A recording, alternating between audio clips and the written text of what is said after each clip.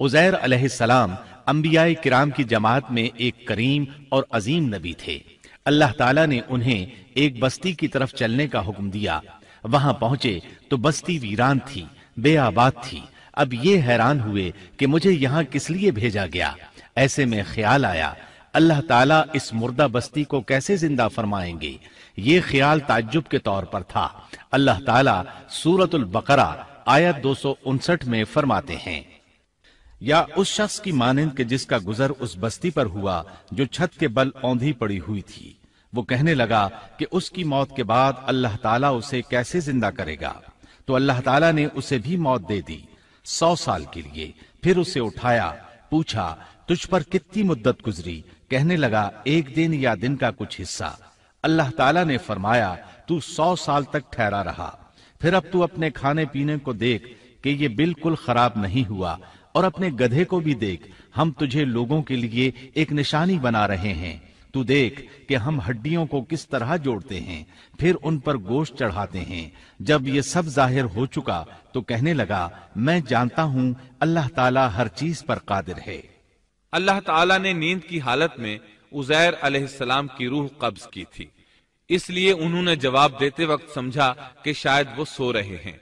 उन्हें ये एहसास भी न हुआ कि मैं तो इतना अरसा मुर्दा रहा हूं। जब वो सोए थे तो सुबह का वक्त था। जब दोबारा जिंदगी मिली तो असर के वक्त आंख खुली। इसीलिए अल्लाह ताला के सवाल के जवाब में उन्होंने कहा मैं एक दिन या दिन का कुछ हिस्सा सोया रहा हूंगा। अल्लाह ताला ने फरमाया अपने खाने और गधे को देखो, खाना बहुत जल्द खराब हो जाता है, लेकिन 100 साल गुजरने पर भी खाना बिल्कुल ताजा था, जबकि आपके गधे की हड्डियां बिखरी पड़ी थीं। अचानक उनके सामने देखते ही देखते हड्डियां हरकत करने लगी, फिर जुड़ने लगी। गधे का ढांचा तैयार हो गया तो उस पर गोश्त चढ़ने लगा। इस तरह गधा जिंदा हो गया और आवाज देने लगा। ये देखकर उज़ैर अलैहिस्सलाम पुकार उठे, वाकई मेरा परवरदिगार हर चीज पर कादिर है। उनकी इस आरजी मौत के दौरान वो बस्ती आबाद हो चुकी थी।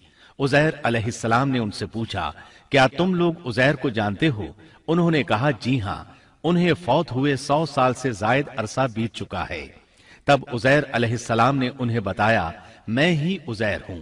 उन्हें यकीन न आया। वो एक बुढ़िया को ले आए, उसकी उम्र 120 साल थी। उन्होंने उससे उज़ैर अलैहिस्सलाम के बारे में पूछा। उसने उज़ैर अलैहिस्सलाम की 10 निशानियां बयान की।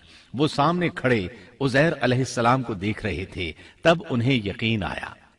उज़ैर अलैहिस्सलाम उनके दरमियान क़याम पजीर रहे। आपने उन्हें नए सिरे से तौरात की तालीम दी। वो उसको भूल चुके थे।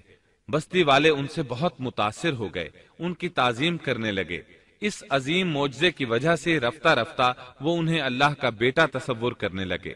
अल्लाह ताला सूरह तौबा आयत 30 में फरमाते हैं, और यहूदियों ने कहा उज़ैर अल्लाह के बेटे हैं। ये अल्लाह ने उनका एक जुर्म बयान किया है। ये जुर्म उनमें नस्ल दर नस्ल चलता रहा, यहां तक कि इस दौर में भी यहूदी उज़ैर अलैहिस्सलाम को अल्लाह का बेटा मानते हैं। आपका नाम दीवाने मुकद्दस भी रखते हैं और कहते हैं ये मुकद्दस जात की नस्ल से है और माबूद है। यही उनका शिर्क है। अल्लाह उन पर लानत करे। अल्लाह उन्हें इस जुर्म की सजा जरूर देगा। इंसान कितने ही बुलंदबाला मकाम पर पहुंच जाए और अल्लाह ताला के साथ उसे ज्यादा से ज्यादा कुर्ब हासिल हो जाए, तब भी वो अल्लाह का बंदा ही रहता है। और किसी भी बुलंदी पर पहुंचकर वो अल्लाह या अल्लाह का बेटा नहीं हो सकता, अल्लाह का शरीक नहीं हो सकता। अल्लाह जल्ल शानुहू की जात पाक वहदहू ला शरीक है और बाप बेटे की निस्बतों से पाक है। लिहाजा इंसान की सबसे बड़ी गुमराही ये है कि वो जब किसी बरगुजीदा इंसान से ऐसे उमूर सादिर होते देखता है जो अक्ल में नहीं आते, तो रोब या अकीदत की बिना पर पुकार उठता है कि ये हस्ती तो खुद अल्लाह है जो इंसानी शक्ल में आई है, या उसका बेटा है, या अल्लाह ताला की शरीक है। वो ये नहीं सोचता कि बिलाशुबह इन वाकयात का जारी होना अल्लाह की ताकत के जरिए है, जो बतौर निशान उस बरगुजीदा इंसान के हाथों जारी हुए। इसके बावजूद ये न अल्लाह है न अल्लाह का बेटा, बल्कि उसका एक पसंदीदा बंदा है।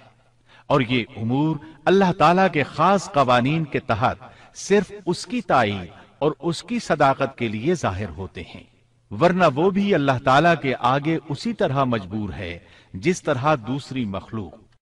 قرآن کریم نے سیدنا عیسیٰ علیہ السلام کی حقیقت سورہ آل عمران کی آیت 59 میں اس طرح بیان کی ہے: اللہ کے نزدیک عیسیٰ علیہ السلام کی مثال آدم علیہ السلام کی سی ہے کہ اللہ نے انہیں مٹی سے پیدا کیا اور حکم دیا کہ ہو جا، اور وہ ہو گئے۔